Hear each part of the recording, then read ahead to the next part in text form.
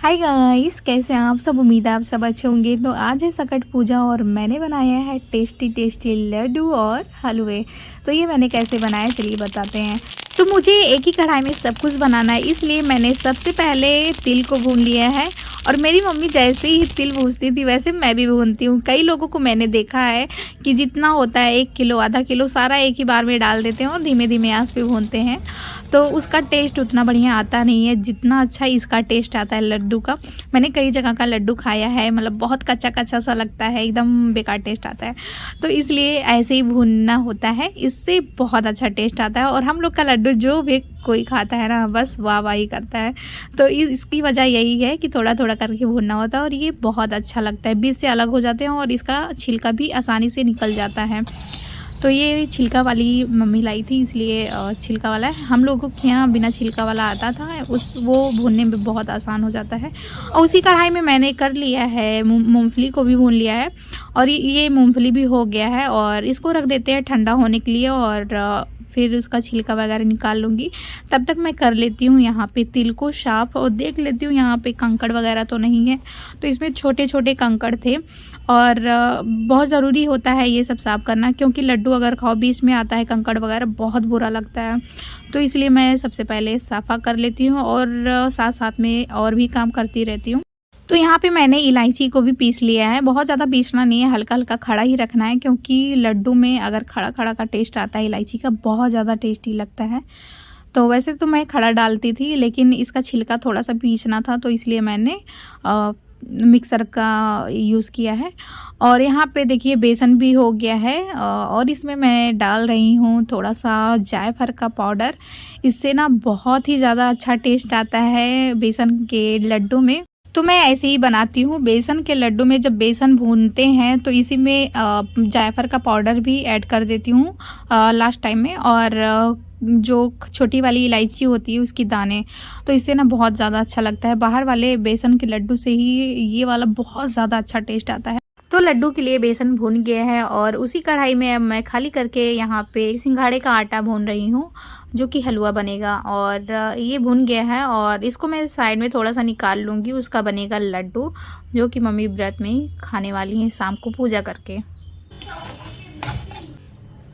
मम्मा कुछ ले लिया, जैसे प्लेट ऐसे डालेगी।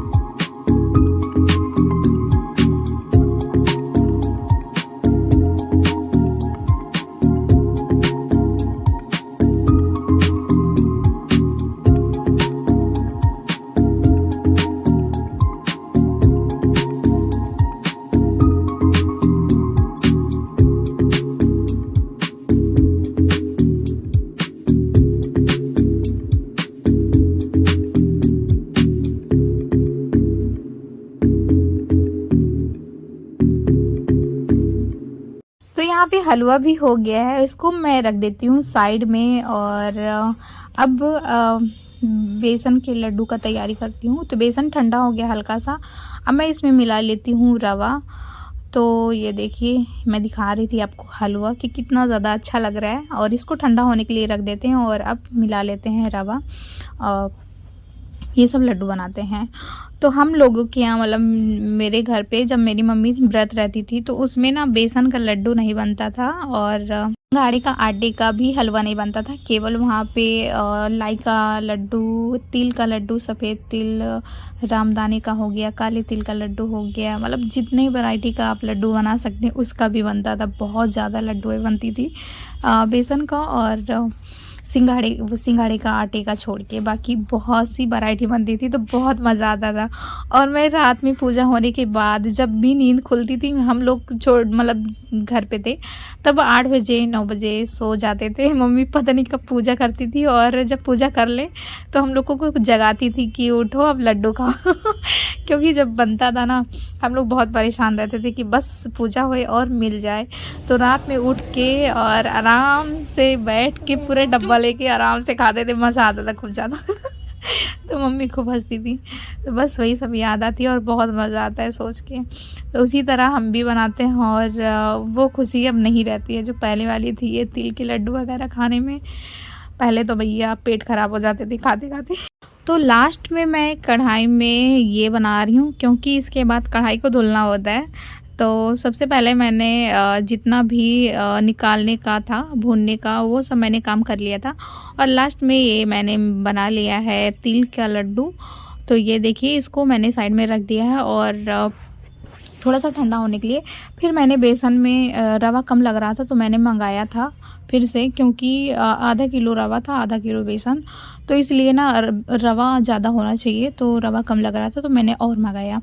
तो ये देखिए, ये भी ठंडा हो रहा था तो मैंने साइड में रख दिया है बेसन को, क्योंकि पहले इसको बांधना होता है गरम, मतलब थोड़ा सा सहने भर का हो जाए तो बांधना होता है। तो ये देखिए, मैं बांध लेती हूँ, इसको साइड में रख देती हूँ, नहीं तो ये जम जाएगा, फिर काम ख़राब हो जाएगा तो मैं यहाँ पे लगा रही थी और पानी लगा रही थी। ये गलती मत करना, क्योंकि तेल लगाना होता है। मैंने वही मतलब मेरी मम्मी जब बनाती थी तो लड्डू बहुत चमकते थे, तो मैंने कहा मेरी लड्डू क्यों इतना रूखा रूखा दिख रहा है। तो मैं बाद में सोची कि मम्मी तेल नहीं पानी लगाती थी।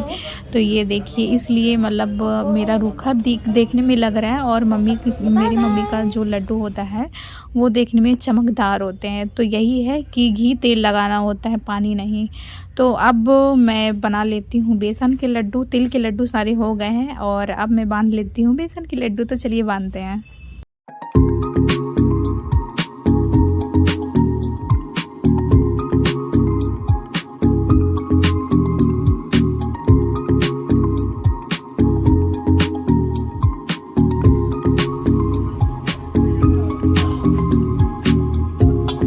सारे लड्डू और हलवा सब कुछ हो गया, और मैं अब दिखा रही हूँ फाइनल लुक। ये देखिए, ये भी ठंडा हो गया है और देखने में बहुत ज़्यादा टेस्टी लग रहे हैं, और लड्डू भी ये हो गया है सारा, तो वही मैं दिखा रही हूँ। तो चलिए, अब इसके बाद मैं खाना वगैरह भी इसी हाथ बना लूँगी, क्योंकि 5 बजे बैठी थी किचन में और बनाते बनाते 8 बज गए थे। तो मैंने कहा चलो खाना इसी हाथ बनाते हैं और फुर्सत हो जाते हैं, क्योंकि पूजा करते टाइम फिर मन नहीं करता। मम्मी एक नया स्टोर खोला नहीं, पुराना यार, 10 रुपए में इतना ढेर सारा। आओ खाओ अपना प्लेट, खाओ।